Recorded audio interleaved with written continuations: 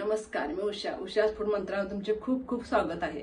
मी आज तुम्हाला healthy, crunchy आणि क्रिस्पी असा एक पदार्थ दाखवणार आहे, तंबिटाचे लाडू। ते लाडू पावसाळ्यामध्ये खायला भरपूर चांगले असतात आणि लहानापासून वृद्धापर्यंत सगळ्यांना खाण्यासाठी, पचनासाठी पण चांगले असतात। असा मी तुम्हाला पदार्थ दाखवणार आहे। पदार्थ चला करायला सुरुवात करूया 0 मिनिटात। हे तंबिटे लाडू बनवण्यासाठी 1 वाटी चना डाळ चांगली खरपूस भाजून घेतलेली आहे आणि गहू हे पण 1 वाटी चांगले खरपूस भाजून घेतलेले आहेत आणि तांदूळ पण 1 वाटी आहेत, हे पण चांगले खरपूस भाजून घेतलेले आहेत। हे तिन्ही पण सम प्रमाणात घ्यायचं आणि हे चांगलं बारीक मिक्सरला मोठं जरासं जाडसं वाटून घ्यायचं। त्यासाठी लागणार तुम्हाला मी साहित्य दाखवते। हे तांदूळ, गहू आणि चना डाळीचं भरडीसारखं असं म्हणजे जाडं असं मिक्सरला लावून घेतलाय। जास्ती असलं तुम्ही चक्कीमध्ये नेऊन आणला तरी पण चालेल। हे माझं थोडं होतं पण मिक्सरला लावून घेतलेलं आहे मी। हे 3 वाट्या होतं, तसं 3 वाट्या गुळ पण घेतलेला आहे मी, बारीक एकदम करून गुळ घेतलेला आहे। गुळाचा हा पाक करायचा तुम्हाला पुढे मी सगळं जसं जसं पदार्थ दाखवते तसं सगळं सांगेन तुम्हाला मी। आणि त्यासाठी हे ड्रायफ्रूट घेतलेत, हे बदाम, काजूगर आणि अक्रोड हे ड्रायफ्रूट आहे। ड्रायफ्रूट तुमच्या इच्छेनुसार तुम्ही कसले पण वापरू शकता, दुसरे पण।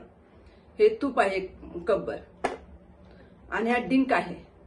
डिंक एक मी 50 ग्रॅम घेतलेला आहे आणि पोहे आहेत, क्रंची क्रिस्पी होण्यासाठी पोहे एक अर्धा कप घेतलेले आहेत। चला तर मग आता रेसिपीला सुरुवात करूया। तर आता मी गॅसवर कढई ठेवली आहे। ह्या कढईमध्ये थोडंसं तूप टाकून घेते मी। थोडं तूप टाकून घेतलं आहे। कढई चांगली गरम झालेली आहे माझी आणि मी लोखंडी कढई वापरली आहे। ह्या कढईमध्ये ह्याला लोह असतो, लोहयुक्त कढई आहे म्हणून मी लोखंडी कढई, जास्त लोखंडी कढईचा वापर करते। मी याच्यामध्ये आता हे ड्रायफ्रूट टाकून घेते। ड्रायफ्रूट चांगले भाजून घ्यायचे थोडेसे। स्मेल चांगला येतो, भाजल्यानंतर याचा स्मेल चांगला येतो म्हणून चांगले थोडेसे भाजून घ्यायचे। 2 मिनिटांमध्ये भाजतात, त्याला काय जादा वेळ लागत नाही। आता हे चांगले भाजले, त्यांना काढून घेते। आता ह्याच्यामध्ये पण हा डिंक भाजून घेते मी। डिंक आणि थोडंसं तूप टाकते आणि डिंक चांगला फुडूसपर्यंत डिंक चांगला भाजायचा। हा बघा डिंक टाकते मी, थोडा टाकायचा, एकदम जास्त टाकायचा नाही, त्याच्यामध्ये फुलतो चांगला। मग हे बघा कसा फुला लागला बघा मस्त। हा बघा हे 2 बॅच मध्ये मी थोडा डिंक भाजून घेते। सगळा डिंक आता भाजून झाला, असा चांगला फुलला आहे बघा डिंक।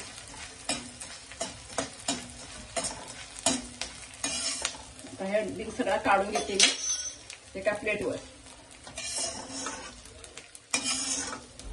काढून घेते मग।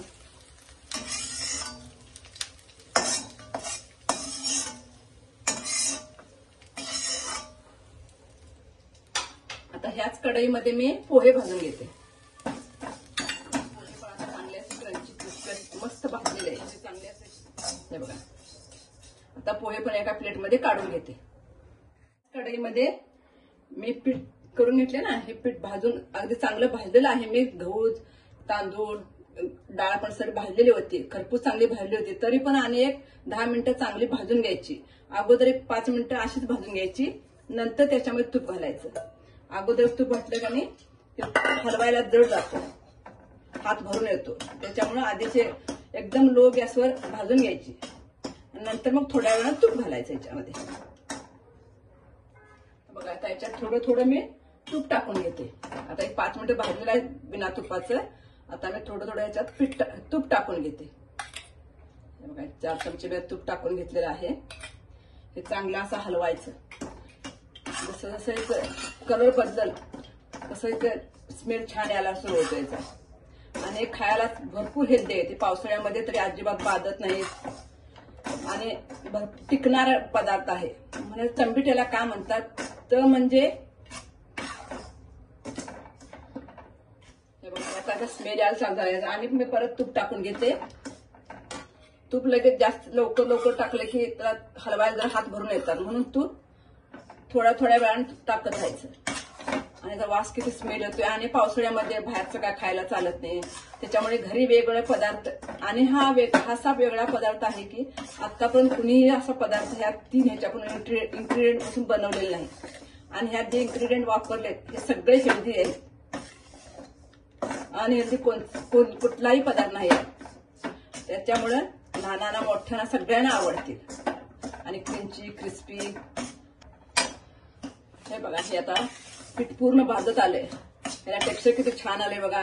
रवाळ असल्यामुळं असं मस्त रवाळ रवाळ हे झालंय. करताना पीठ मी अगदीच रवाळ रवाळ करून घेतलेलं होतं. त्याच्यामुळं याचे लाडू पण छान असे रवाळ रवाळ बनतील. बस आता त्या पिठानं सगळं तूप सोडतंय, त्याच्यामुळे हा पीठ भाजले. आता भाजले कसं ओळखायचं, ज्या वेळेला पीठ तूप सोडतं त्यावेळेला भाजले असं समजायचं. हे बघा आता कसं झालंय मस्त. आता पीठ झालेलं आहे. त्याला हे पीठ आणि गूळ मिक्सरला लावून घ्यायचं असं, मग लाडू बनायचे असतात. मला दाखवते नंतर सगळं वेगळं. हे मला पीठ भाजायला 12 मिनिटं लागले, कारण का मी पहिला डाळ आणि भाजून घेतल्यावर असल्यामुळं त्याला वेळ कमी लागलाय मला. बघा आता भाजून पूर्ण झालं. याला गार करत ठेवायचं. तोपर्यंत ते ड्रायफ्रूट आणि डिंक वगैरे सगळं बारीक करून घ्यायचं मिक्सर लावून. जरा थोडी थोडी भरड करून घ्यायची त्याची. हे बघा आता हे पीठ चांगलं भाजलेलं आहे. त्याच्यामध्ये आता ते ड्रायफ्रूट मी सगळे बारीक करून घेतले आहेत. तो डिंक आहे, तो डिंक पण त्यात घालायचा. आणि ते पोहे हाताने असे मी बारीक चुरा करून घेतला आहे त्याचा. ते पोहे त्यात पोह्यामुळे क्रंची क्रिस्पी चांगले होतात, म्हणून ते पोहे असे मिक्सरला एकदम बारीक होतात. म्हणून मी ते असे हाताने एकदम जरा जाडे भरडे हाताने कुस्करून घेतले आहेत. आणि वर खाली करून हलवायचं फक्त. त्यांना सगळ्यांचा एकजीव झाला पाहिजे त्या पदार्थांचा. सारखं हलवत राहायचं. सगळं ते एकत्र मिक्स व्यवस्थित झालं पाहिजे. असं सारखं वर खाली करून हलवत राहायचं. आणि त्याचा म्हणजे असं टेक्स्चर चांगलं येतं. सारखं हलवत राहिल्यामुळे तर टेक्स्चर चांगलं येतं. आणि आता त्याच्यात गुळ मिक्स करायचा. तो गुळ घेतला तो गुळ मिक्स करायचा. बघा आता ह्यात डिंक ड्रायफ्रूट सगळं घालून मिक्स केलेलं आहे. ह्याला टेक्स्चर किती छान आले बघा. रवाळ मस्त टेक्स्चर आलेलं आहे. आता ह्याचे लाडू बनवून घेऊया. हे बघा अशा हाताने सहज लाडू बनतायत. हे बघा कसं छान झालंय. फक्त ह्याला कुठला पाक केलेला नाही, काही नाही. फक्त मिक्सरला लावून गुळ आणि पीठ एकत्र बारीक केलेलं आहे. एकजीव करून घेतलेला आहे त्याचा. हे बघा कसं मस्त आलेत. एका हाताने वळता येतात. हे बघा आता हे सगळे लाडू आम्ही असेच वळून घेऊया आणि नंतर मग सर्व करते. असं ठेवते इथं. ह्याला ड्रायफ्रूट एक लावते. हा